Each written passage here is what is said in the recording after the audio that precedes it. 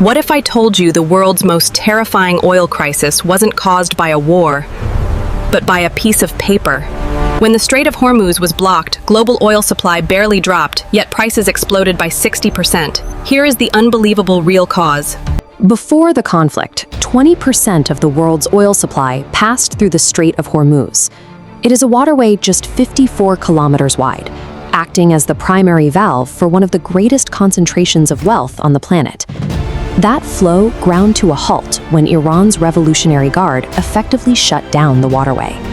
Using targeted military drone and missile strikes on passing vessels, they sent a clear message: transiting the strait was now forbidden. This chart shows the actual impact on production.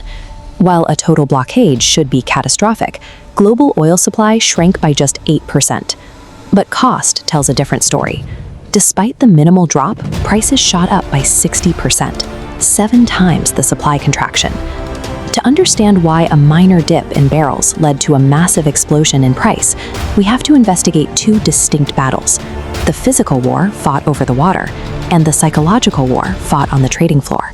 This map of the Persian Gulf illustrates an existential trap. For countries like Bahrain, Qatar, and Kuwait, there is no other way out. Their economies rely entirely on oil tankers successfully navigating the bottleneck at Hormuz. But the United Arab Emirates anticipated this exact blockade years ago. They constructed a massive bypass pipeline directly to the port of Fujairah, allowing a majority of their production to reach the open ocean without ever entering the strait. Even Iran, the architect of the blockade, relied on a similar strategy. To protect its own exports from its foes, it built a pipeline to the port of Jask, ensuring its economy could survive the very closure it was enforcing. Iraq's solution is more politically complex. They utilize a pipeline through the autonomous region of Kurdistan, which bypasses both the Strait and the Suez Canal, though its operation depends entirely on the shifting political winds between Baghdad and Turkey. Saudi Arabia maintains the ultimate contingency, a 1,200-kilometer east-west pipeline. This massive piece of engineering can divert millions of barrels a day directly to the Red Sea, bypassing the Gulf entirely. These bypasses are the reason the physical supply didn't collapse. Decades of quiet, billion-dollar pipeline engineering successfully mitigated the military blockade. The physical supply survived, but the financial sector panicked. To find the missing 60% price hike, we have to look at the commodity traders who move the market based on narrative, long before reality sets in. This graph explains a core concept called inelastic demand. If the price of breakfast cereal rises, you buy a different brand. But oil has no immediate substitute. Its demand curve is steep and rigid. That rigidity comes from necessity.